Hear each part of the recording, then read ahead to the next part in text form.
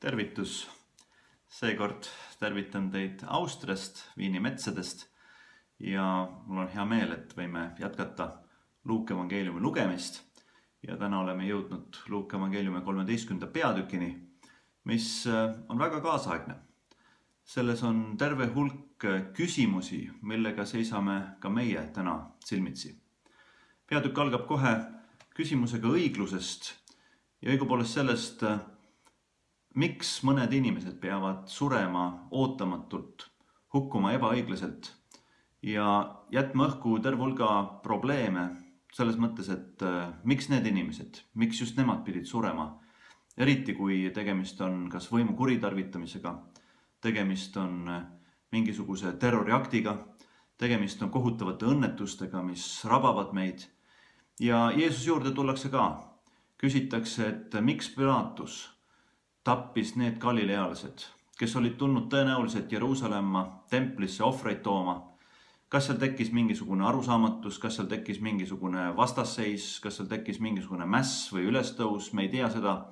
Aga Pilatus tuntakse ajaloos kui üsna kõva käega valitsejat ja tõenäoliselt ta surus selle halastamatult maha ja tappis terve hulga inimesi, kes olid just tulnud oma ohvrit tooma, nii et ohvriloomade veri ja nende inimeste veri olid korraga üheskoos seal maas.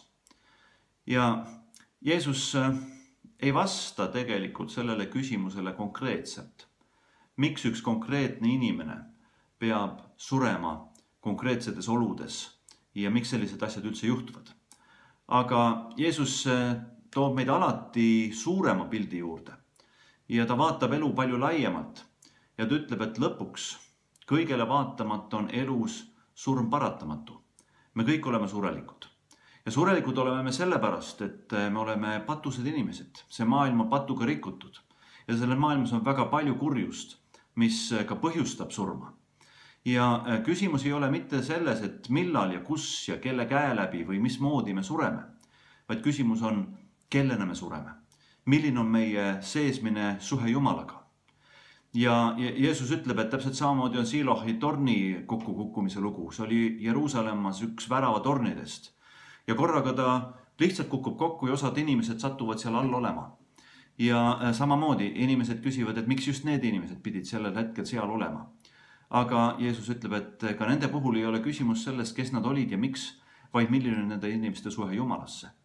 Ja ta ütleb, et kui meie elame Jumalata maailmas, kui me elame niisuguses suhtes, kus Jumal on meist kaugel ja me ei hooli Jumalast ja me ei ole meelt parandanud, siis me läheme lihtsalt hukka.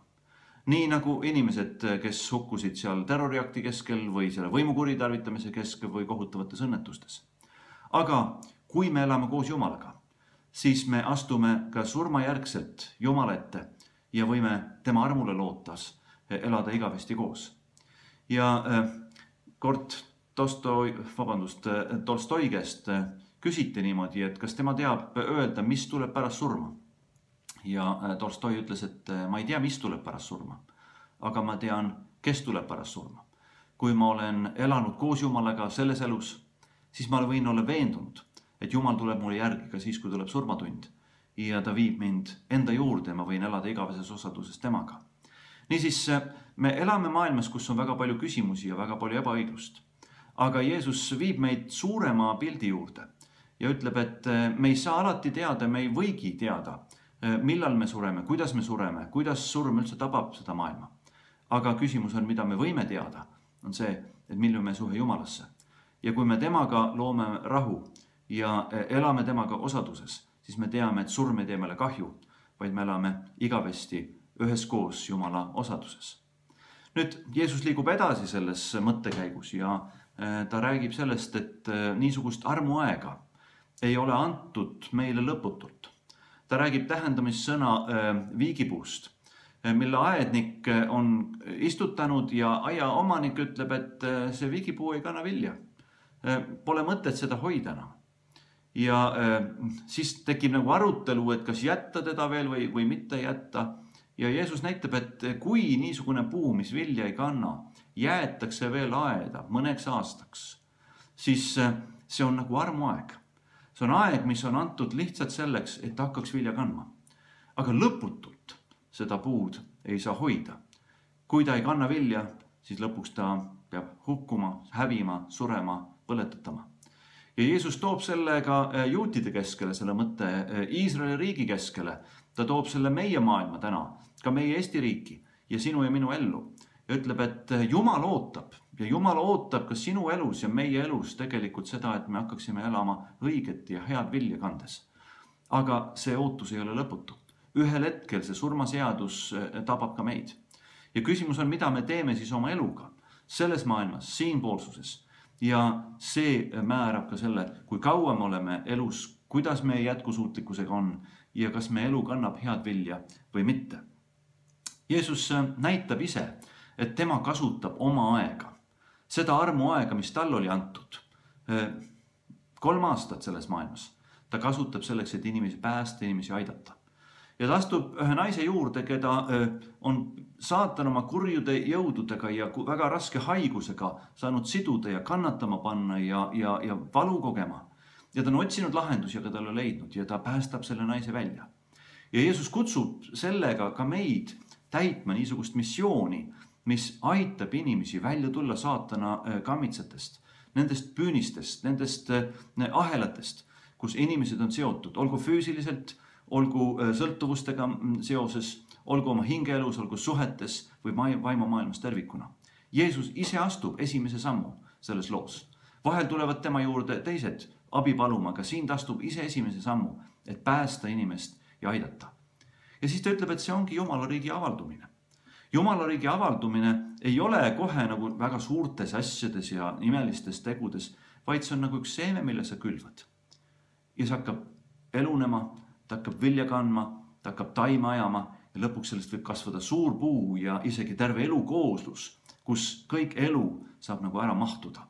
See on Jumala riik ja selliselt võib ka sinu elu ja minu elu ja meie elu vilja kanda. 3D koguduse elu, meie kristlik kogukond selles Eesti riigis ja maailmas.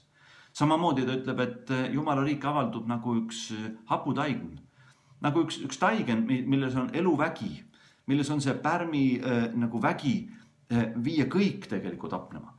Ja Jeesus ütleb, et kui sa elad inimeste keskel ja sa tood selle jumaliku eluväe inimessuhetesse, siis tegelikult kõik saavad sellest puudutatud, kõik saavad mõjutatud ja kõik see lõpuks kannab head vilja. Ja ometi selle Jumala riigi avaldumiseks ka tänases maailmas ei ole lõputult aega.